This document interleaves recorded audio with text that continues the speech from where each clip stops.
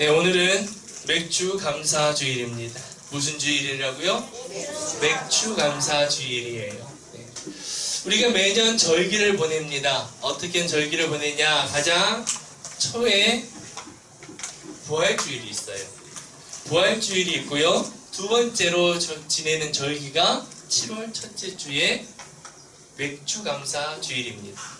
그 다음에 추수감사주일, 우리가 11월 첫째 주에 드리죠. 추수감사주일을 지내고 또 연말에 뭐가 남았죠? 성탄절이 있어요. 우리가 이게 예배에 1년 동안 4번의 절기를 보냅니다. 절기를 보낼 때마다 아무런 감동도 느낌 없이 지나갈 때가 있어요. 그냥 매년 하기 때문에 아무런 감동도 아무런 느낌도 없이 이 절기를 보낼 때가 있습니다. 또 절기를 맞이할 때마다 어떤 분들은 절기 헌금에 많은 부담감을 가시는 분도 계세요. 여러분, 우리가 절기를 지키는 것은요, 헌금하기 위해 지키는 게 아니에요. 이것은 마음이 삐뚤어진 겁니다. 헌금은 내가 하나님 앞에 감사함으로 기쁨으로 드리는 것이지 그것이 없으면 안 드려도 돼요. 억지로 드릴 필요 없습니다. 헌금은요. 하나님은 그 마음을 받으시는 거예요. 우리가 절기를 지키는 것은 무엇이냐? 생각하기 위함입니다. 앞에 보세요. 우리가 절기를 지키는 것은 생각하기 위함이에요. 무엇을 생각하느냐? 나는 매일 하나님 앞에서 은혜에 감사하고 있는가? 따라해봅시다. 나는 매일 하나님 앞에서 은혜에 감사하고 있는가? 이것을 생각하는 거예요. 절기라는 것은. 부활주일, 하나님이 나를 위해 이 땅에 오시고 예수 그리스도 십자가에 죽으신 그 은혜 기억하는 거예요. 생각하는 거예요. 맥주감사주일, 하나님이 지금까지 나에게 베풀어 주신 은혜. 추수감사주일도 하나님이 나와 함께 하셨던 그 은혜를 다시 기억하고 끝이 아니라 내가 그 은혜를 생각하면서 기억하면서 내가 길에서 벗어났으면 어떻게 해요? 다시 돌이키기 위해서 하나님 앞에 이 절기를 우리가 보내는 것입니다. 벗어난 길에서 다시 돌이키는 거예요. 여러분, 우리의 특징이 있습니다. 너무나 바쁜 일상을 살아가요. 여러분, 한 주가 어때요? 우리 친구들 한 주가 빨라요? 천천히 가요? 천천히 가요. 이게 어른들하고 차이예요. 나이가 어릴수록 하루가 너무 길어요. 나이가 들수록 하루가 빨라집니다. 네, 알겠어요. 그렇게 우리 아이들은 하루가 늦지만 어른들은 하루가 정말 빠르실 거예요. 하루가 정말 빠르고 왜 이렇게 하루가 빨리 가는지. 저도 그래요. 주일을 보내고 우리가 주일날 어르신들은 모를 거예요. 우리 아이들하고 4시, 5시 끝나는 날이 많아요. 아이들하고 5시까지 보내고 다음날 월요일이 되면 아무것도 못해요.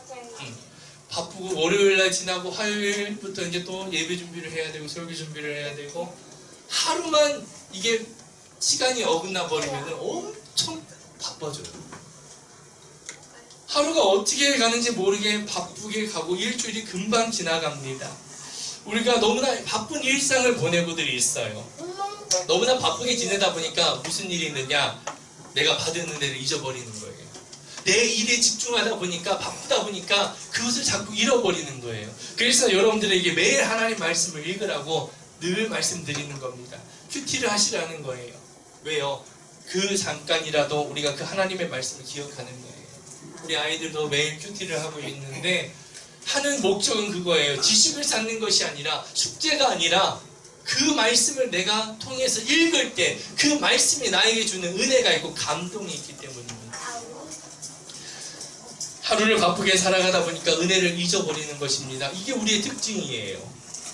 바쁘게 살면서 매년 똑같은 절기를 지내는 것 같고 또 매년 똑같은 절기를 꼭 지내야만 하나 이렇게 생각하는 분들도 있습니다.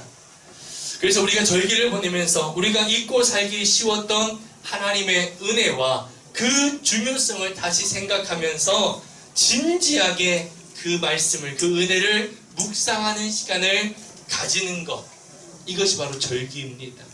그리고 그것을 묵상하고 끝이 아니라 더 중요한 것은 뭐예요? 다시 내가 돌이키는 거예요.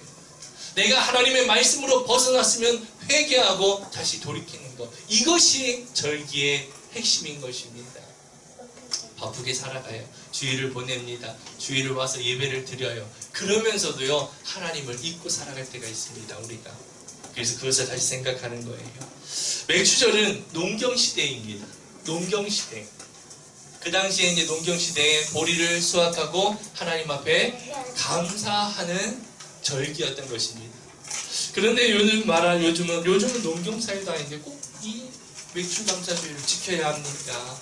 여러분, 농경사회든 그렇지 않든 중요하지가 않아요. 절기를 지키는 것은 자신의 삶 전체를 지켜주신 하나님의 은혜에 대한 감사의 고백인 것입니다. 농경사회든 농경사회가 아니든 중요하지 않은 거예요. 무엇을 고백하는 거라고요? 하나님의 은혜를 감사하며 고백하는 절기인 것입니다. 구원의 확신에 대한 감사예요. 나를 구원해 주신 그 하나님의 은혜에 감사하는 것, 지금도 지켜주시고 인도하시는 은혜, 이것에 대한 감사의 표시가 절기라는 것입니다. 그렇기 때문에 절기는 중요한 거예요. 의미를 모르면 왜 매년 똑같은 거, 우리는 본인 농사도 짓지 않는데, 나는 농사도 짓지 않는데 왜 이런 절기를 드려야 될까 생각할 수 있지만, 그 절기에 담겨있는 하나님이 우리에게 주시고자 하는 것은 그 감사의 마음이에요. 돌이키는 것입니다. 여러분, 우리가 맥주감사주의를 보내면서 날 구원하신 하나님의 은혜, 지금까지 지켜주시고 인도하신 은혜를 기억하는 시간이 되기 원합니다.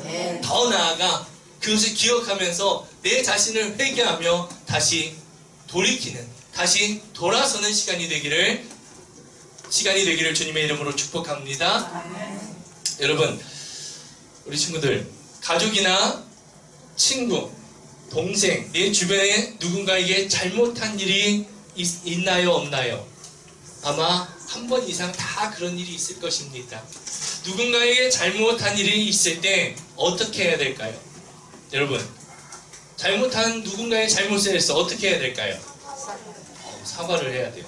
맞아요? 그렇게 하고 있어요? 맞아요. 우리 친구들, 누군가에게 잘못을 하면은 거기에 대한 잘못에 대한 용서를 구해야 하는 것입니다. 누군가에게 잘못한 일이 있을 때 내가 잘못한 부분을 인정하고 용서해달라고 솔직히 말하면 잘못한 일에 대해서 용서받을 수가 있어요. 그런데 만약에 잘못한 일을 숨기려고, 내 잘못을 감추려고 한다면 언젠가는 그것이 드러나게 되고요. 드러나게 됐을 때는 그걸로 인하여 창피한 일이 생기게 되고 부끄러운 일을 당하게 되고, 더 나아가서 더 크게는요, 내가 피해를 준 사람에게 용서를 받지 못하는 일이 생길 수도 있다는 것입니다. 여러분, 그러면 하나님의 자녀인 우리는 죄를 지었을 때, 잘못을 했을 때, 하나님 앞에 죄를 지었을 때 어떻게 해야 할까요? 바로 이 질문에 대한 대답이 우리가 함께 읽은 사무엘하 12장에 대답이 있습니다. 성경은 우리가 하나님께 죄를 지었을 때 어떻게 해야 되는지 말씀해주고 있습니다. 그래서 우리는 성경을 늘 읽어야 하는 거예요. 성경은 우리의 기준입니다. 우리 인생에. 여러분들 길이를 잴 때 뭘 사용하나요? 자를 사용하죠. 왜 자를 사용해요? 자가 모든 길이의 전 세계의 기준이 되기 때문에 그 자를 사용하는 거예요. 모든 세계의 1cm는 다 똑같습니다. 지역 나라마다 다르지 않아요. 그것처럼 우리 인생의 기준이 되는 것이 바로 성경이라는 것입니다. 우리가 어떤 물건을 잴 때 항상 자를 이용하는 것처럼 우리가 인생을 살아가는데 우리 인생의 기준이 되는 것은 바로 성경이라는 거예요. 그렇기 때문에 우리는 성경을 늘 가까이 하고 읽어야 하는 것입니다. 성경을 통해서 하나님이 우리에게 하시고자 하는 말씀, 하나님이 이루고자 하시는 뜻이 그 안에 담겨 있는 거예요. 그래서 우리가 성경을 늘 읽어야 하는 것입니다. 성경은 우리가 하나님께 죄를 지었을 때 하나님께 죄를 자백해야 한다고 성경은 말씀합니다. 여러분, 고백과 자백이 뭔지 틀린 점이 뭔지 알아요? 고백은요, 내 안에 있는 감추어져 있는, 숨겨져 있는 것을 말하는 것, 나의 생각, 이것이 고백이에요.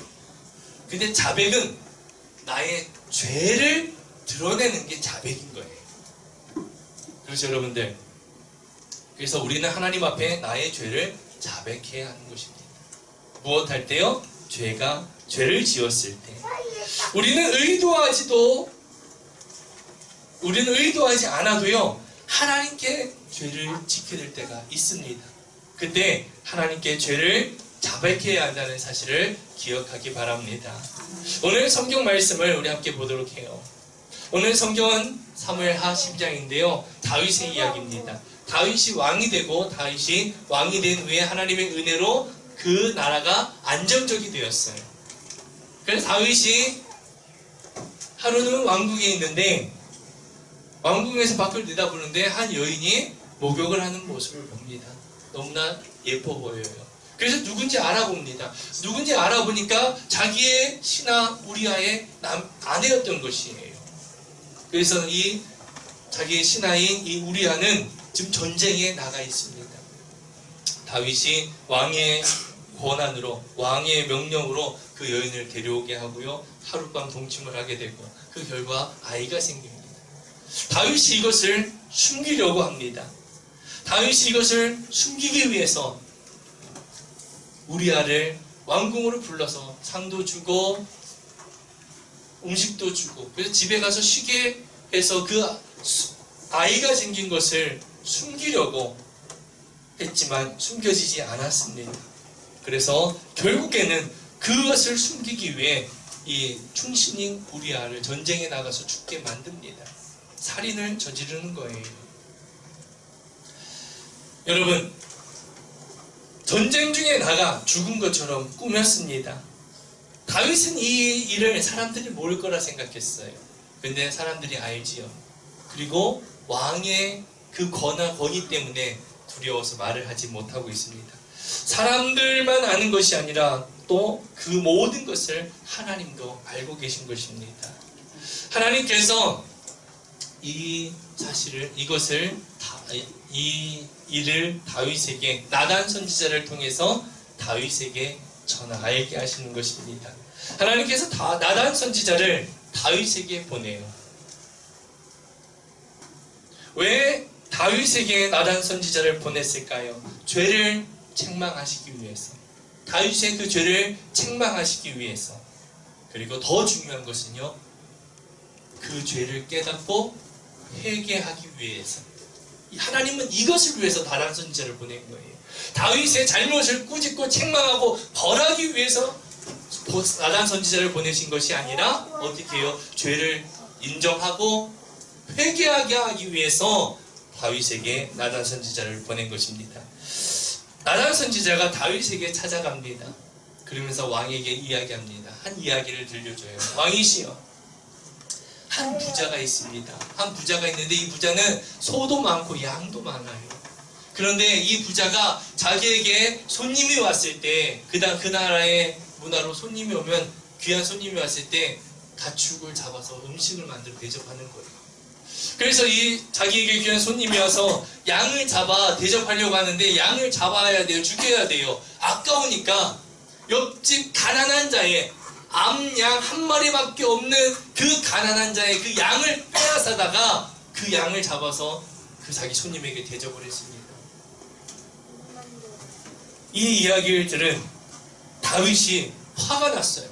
화가 나서 말합니다. 내가 살아계신 하나님을 두고 맹세하는데 그 사람은 죽어야 마땅하다. 나단 선지자가 그게 왕이십니다. 다윗이 그 이야기를 듣고 깜짝 놀란 거예요. 나단은 다윗이 저지른 잘못에 대해서 이야기합니다. 이 선지자는요.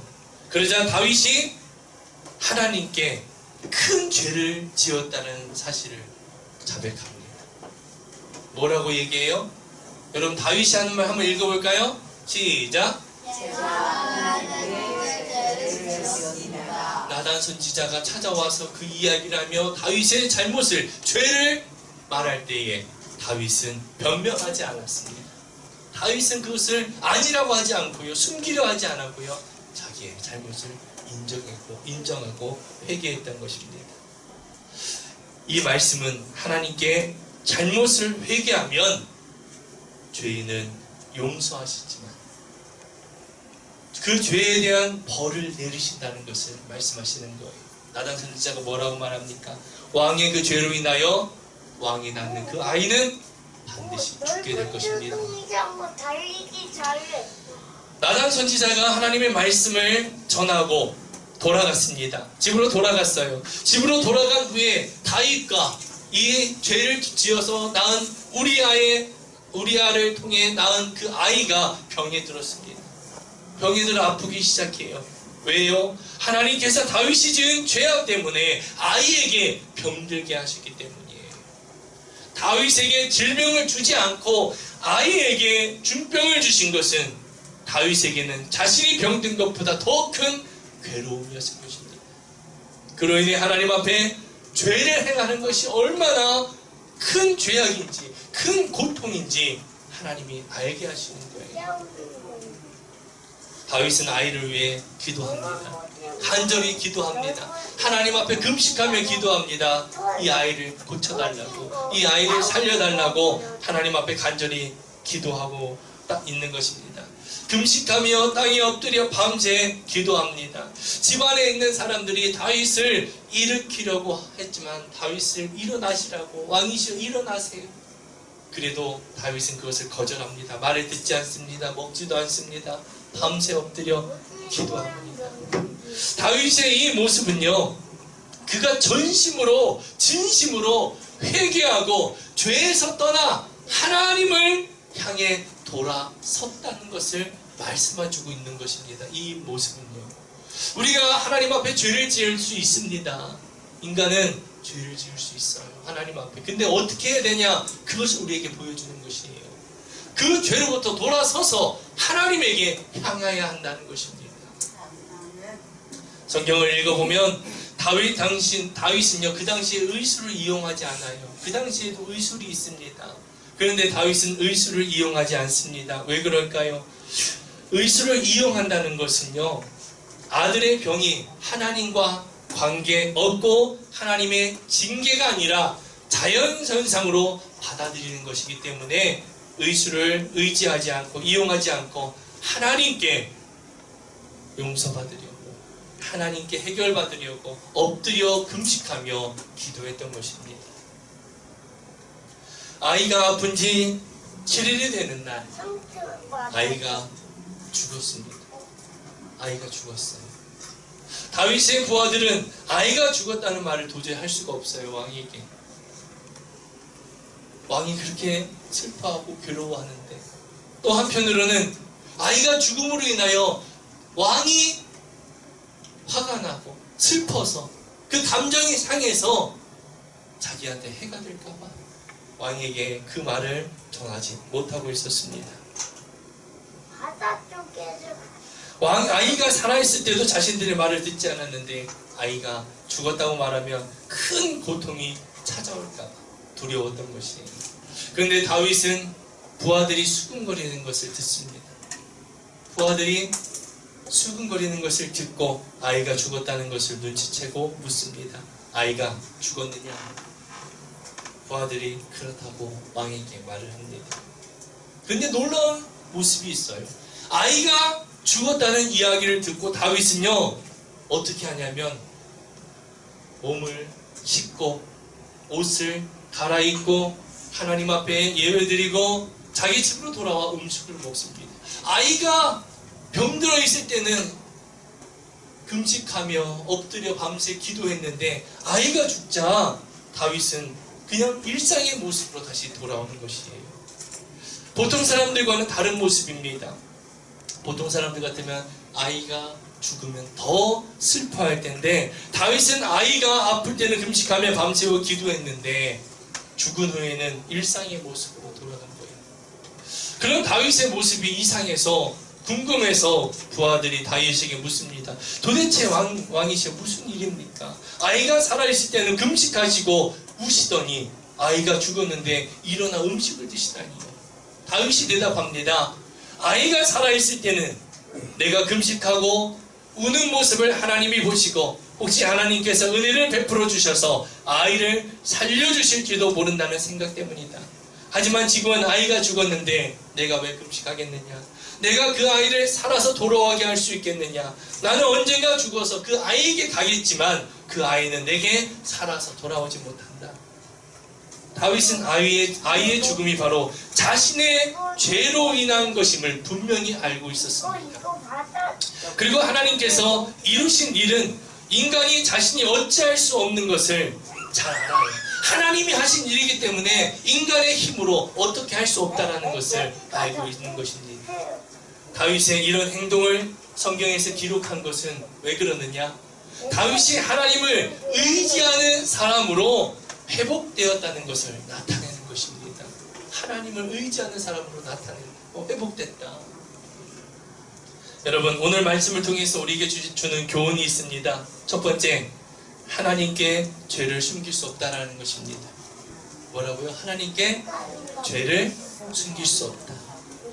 다윗은 우리아의 아내를 빼앗고 우리아를 죽인 죄를 완벽하게 감출 수 있다고 생각했지만 하나님께는 아무것도 숨길 수가 없는 것입니다.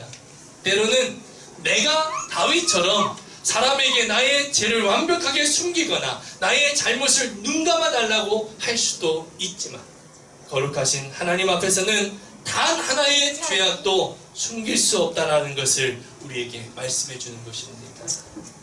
우리는 하나님 앞에서 그 어느 것도 숨길 수 없다는 것을 기억해야 하는 것입니다. 하나님 앞에서는 어느 것도 숨길 수가 없어요. 첫 번째 주는 교훈은요, 하나님 앞에 죄를 숨길 수 없다. 두 번째로는요, 하나님께 죄를 자백하면 용서해 주신다는 겁니다.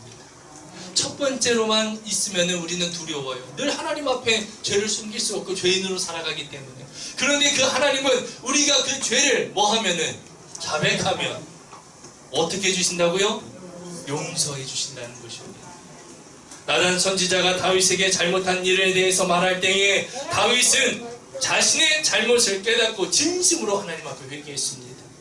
다윗이 지은 죄는 굉장히 큰 죄예요. 죽어야 마땅한 죄입니다.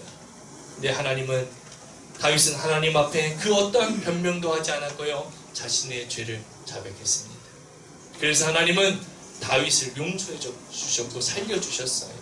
하지만 다윗의 죄의 대가가 있었습니다. 그게 무엇이에요? 그의 아들이 죽게 된 것이에요. 죄의 대가가 있는 것입니다. 다윗은 자기가 지은 죄가 얼마나 큰지 평생 마음속에 지고 살아야 했던 것입니다. 사랑하는 성도 여러분, 다윗의 죄로 인하여 아이가 죽었습니다. 아들이 죽었어요. 죄의 대가가 있습니다. 근데 우리가 여기서 잘 들어야 돼요. 여기서 끝나버리면 내가 죄를 지으면 하나님의 반드시 대가가 나에게 있다라는 것으로 우리가 알게 됩니다. 죄는 반드시 대가가 있어요, 여러분. 하나님 앞에는요. 그런데 우리가 기억해야 될 것은 다윗의 죄의 대가로 아이가 죽었던 것처럼 우리의 죄의 대가로 예수님이 죽으셨다는 것입니다. 예수님이 우리의 죄의 대가로 그분이 죽으셨어요. 예수님이 십자가에 못 박혀 죽으셨습니다. 죄는 하나님과 함께하지 못해요. 죄는 하나님의 진노가 있습니다. 죄에는요. 그럼 우리가 죄를 지었는데 모든 진노를 내가 다 받아야 되고 죄의 대가를 내가 다 당해야 하는데 하나님은 우리를 사랑하셔서 우리의 죄의 그 대가를 예수님이 다 짊어지신 거예요. 내가 받아야 하는 다윗의 죄로 인하여 자식이 죽게 되는 이 대가를 우리는 치르지 않는 것입니다. 누가 대신 치르셨어요? 예수님이 치르셨다는 거예요. 이게 하나님의 사랑이에요, 여러분. 우리가 이 말씀을 모르고 다윗이 죄를 지어서 아들이 죽었다. 그러면 우리는 어떻게 생각해요? 무슨 일이 생기면은 내가 죄 때문에 내 아이들이, 내 자식이 앞길이 안 좋고 내 자녀가 병들고 이렇게 생각하는 거예요. 여러분, 그것은 아니에요. 이건 신앙이 아닙니다. 세상 사람들은 다 그렇게 생각하잖아요. 내가 죄를 지어서 내 자녀가 앞길이 막히고. 아니에요, 여러분. 우리의 죄의 대가는 예수님이 다 짊어지셨습니다. 예수님이 우리의 죄를 해결하기 위해 십자가에 죽으셨어요. 그냥 죽으신 것이 아니라 나의 죄의 대가를 그분이 다 가져가신 것입니다. 우리를 하나님의 자녀가 되게 하기 위해서 나의 죄를 대신해서 예수님이 십자가에 못 박혀 죽으신 것입니다. 우리가 하나님께 죄를 자백하면 하나님은 우리를 용서해 주시는 거예요. 아멘. 그런데요, 죄의 대가는 반드시 있습니다. 죄의 대가는 반드시 치러야 해요. 우리는 예수님 대신, 예수님이 내 대신 대가를 치르신 거예요. 이걸 믿는 것입니다. 아멘. 우리에는 이것이 바로 십자가의 구원이에요. 죄에는 반드시 대가가 따릅니다. 언제까지? 내가 그 죄를 자백할 때까지. 내가 하나님 앞에 죄를 지으고 그것을 숨기며 살아갈 때는 그 죄의 대가가 계속 따라와요. 그런데 내가 죄를 짓고 하나님 앞에 자백하면 하나님은 그 죄를 용서해 주시는 것입니다. 그 죄의 대가를 예수님이 다 짊어지신 것이고, 죄는 여러분 예수님이 우리의 죄의 값을 다 치르셨습니다. 이걸 우리는 믿어야 돼요. 우리는 이것을 믿고 이 죄의 무게로부터, 죄의 진노로부터 자유함을 얻어야 하는 것입니다. 우리가 잊지 않고 기억하고 감사하며 살아야 하는 이유가 바로 이 십자가입니다. 예수님의 십자가예요. 예수님의 십자가의 죽으심입니다. 내가 잘나서 구원받은 것이 아니에요. 내가 능력이 있어서, 내가 착해서 예수님이 나를 구원해 주신 게 아닙니다. 나는 아무런 자격도 없어요. 단지 하나님이 나를 사랑해 주셨고 구원해 주신 것입니다. 이게 하나님의 사랑이에요. 이것이 하나님의 선택입니다. 우리가 하나님을 선택한 것이 아니에요. 이 시간 여러분들이 예배 드리러 이 자리에 나온 건, 내가 교회에 나온 것 같지만 내가 아니라 하나님이 나를 택하셨기 때문에, 하나님이 나를 자녀 삼아 주셨기 때문에, 나의 죄를 주님이 다 씻어 주셨기 때문에 하나님 앞에 하나님의 자녀로 나오게 되는 것입니다. 여러분, 모든 사람은 죄 속에 태어납니다. 아담으로부터 시작된 이 원죄가 모든 사람에게 흘러내려옵니다. 이것을 원죄라고 해요. 아담으로부터 시작된 죄. 그러나 나를 구원하시기 위해 십자가에 죽으신 예수님을 믿으면 나의 죄의 DNA가, 나의 죄가 거룩하고 죄 없는 예수님의 DNA로 변화되는 것입니다. 할렐루야. 이것이 구원이에요. 성경에는요, 피에 대해서 나옵니다. 보혈에 대해서 나와요. 이것은 정말 중요해요. 예수님의 십자가의 보혈. 바로 우리는 죄의 피를 가지고 살아요.